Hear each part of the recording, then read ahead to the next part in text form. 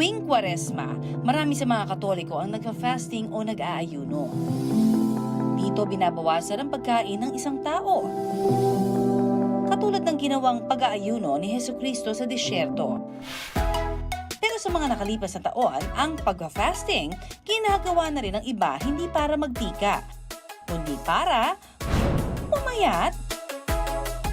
Ito'y sa pamamagitan ng intermittent fasting. Kain, tulog. Ito raw ang buhay noon ni Romel. Minsan po, sinasabihan po nila ako ng baboy, napabayaan sa kusina.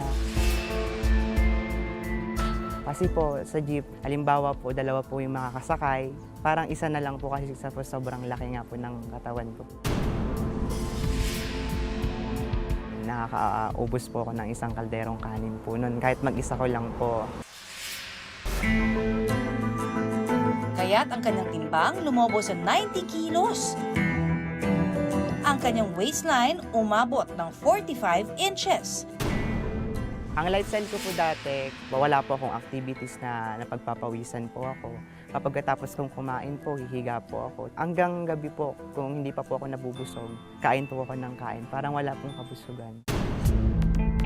At ang epekto ng kanyang labis na pagtaba, Nakakaramdam po ako ng pananakit ng bato.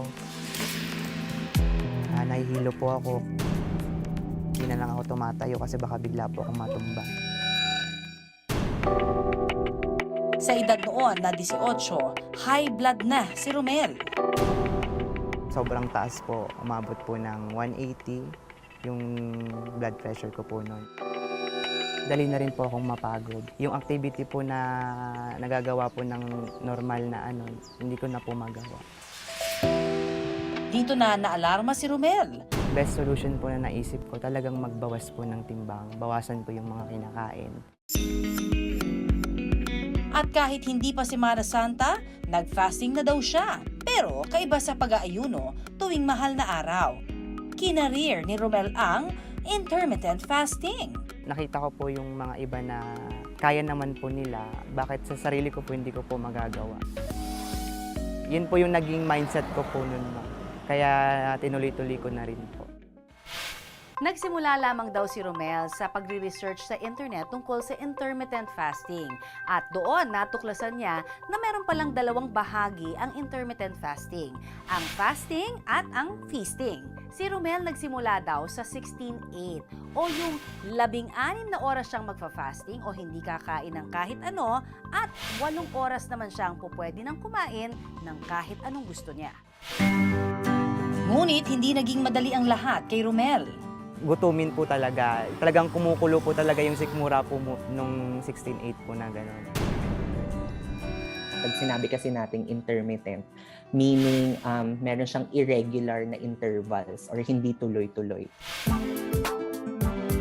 Ngunit ang ginawang disiplina sa pagkain ni Romel, nagbunga.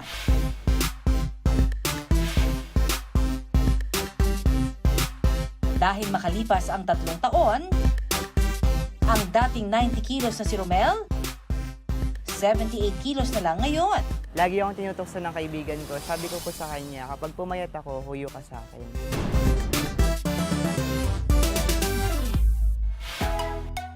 Kung mapapansin niyo po, dati po sa picture ko, yung tiyan ko po talagang ngayon po maluwag na po siya ngayon. Second day pa lang talagang nakakaramdam na po talaga ako ng sobrang tindi po ng gutom ko po noon. Talagang sumasakit na po talaga yan. Tiyan ko po noon, ma'am. Pero ang ginawa ko pa rin po, ma'am, nagtuloy-tuloy pa rin po ako.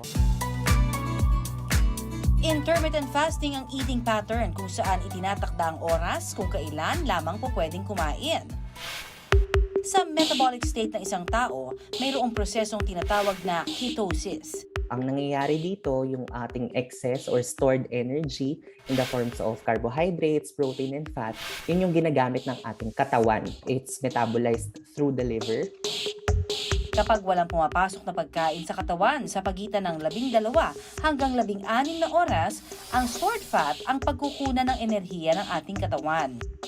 It's just an eating pattern. Binabago mo lang yung oras ng pagkain mo. Hindi mo pa rin binabago yung mga uri ng kinakain mo. Dahil bawal ang mga inuming mataas sa calories at sugar content, si Romel nakaka3 litro daw noon ng tubig kada araw. Kapag masarap po yung niluluto po ng nanay ko na ulam, hanggang amoy na lang po talaga ako. Kapag nakakaramdam po ako ng gutom, iniinuman ko po agad ng tubig para tumagal po yung fasting ko po. Ito po yung school uniform ko po nung senior high school po ako. Bale, nag-iisa lang po tong school uniform ko po na ito. Dati po, sobrang sikip pa po sa akin ito. Bumabakat po yung tiyan ko. Ito rin po, hanggat sa nasira na po yung ano niya, ginawan ko na rin po ng paraan. Nasira siya ma'am sa sobrang pinagkakasya ko po talaga siya ma'am. Para lang po may maisuot po kapag pumapasok. Si Romel happy naman sa kanyang transformation. Ang mga damit kasi na dati hindi niya napagkakasya-kasya, aba ngayon maluwag pa. Isa rin siyang uri din ng fad diet. Ito yung mga uri ng diet na nagpo-promote ng short-term na weight loss or weight management, pero later on, it's not sustainable at all. No? Kumbaga, hindi natin siya pwedeng ituloy-tuloy habang buhay. Paalala rin ng eksperto, ang intermittent fasting hindi para sa lahat. Kapag mahaba na yung fasting period, bumababa rin yung blood sugar levels natin. Isa itong risk na tinitingnan sa mga taong diabetic kasi marami rin itong side effects. Actually, it could cause some seizures and even death. Maaari rin itong maapektuhan ng brain at body function ng isang tao. Yung brain function natin would highly depend dun sa calories or dun sa energy na manggagaling sa ating katawan na which definitely, ang source ng energy natin ay yung mga pagkain na kinain natin. Para sa mga nagbabalak ng ganitong pattern ng pagkain, tandaan, kumonsulta muna sa eksperto. Yung na-lose mong weight, baka mabalik din sa'yo. Kung hindi ganun karami, baka doble pa. So, imbes na na-achieve natin yung goal na weight loss, baka weight gain pa or mas marami pa yung mag-gain nating timbang. Kapag ginutom yung sarili natin, tendency nun, kakain tayo ng mas marami or ibabawiin natin yung mga hindi natin nakain. And definitely, ina-avoid natin yan because gusto natin na yung pagkain, hindi siya negative experience. What we recommend as registered nutritionist dietitians is yung small frequent feeding na tinatawag kung saan instead of fasting, ang gagawin mo na lang, kakain ka ng pakonti-konti every 2 to 3 hours.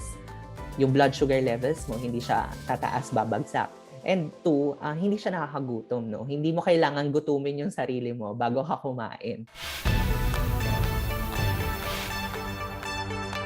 Secret ko ma'am sa pagda-diet po, dapat consistent ka. Kahit maliit yung progress mo, dapat tuloy-tuloy lang. Trust the process. Sobrang sarap po sa pakiramdam na iba na po yung pagtingin nila sa'yo na ang gaganda ng feedback na sinasabi po nila sa'yo na sobrang sarap po sa pakiramdam ko na nagagawa ko na po yung hindi ko nagagawa dati. Masasabi ko po, huyo na po talaga sila sa akin kasi yun nga po, nakita na nila kung ano po yung ako dati at ngayon po. Mapamahal na araw man o gusto lang magbawas ng timbang, ang pagpa-fasting dapat ginagawa sa tamang paraan.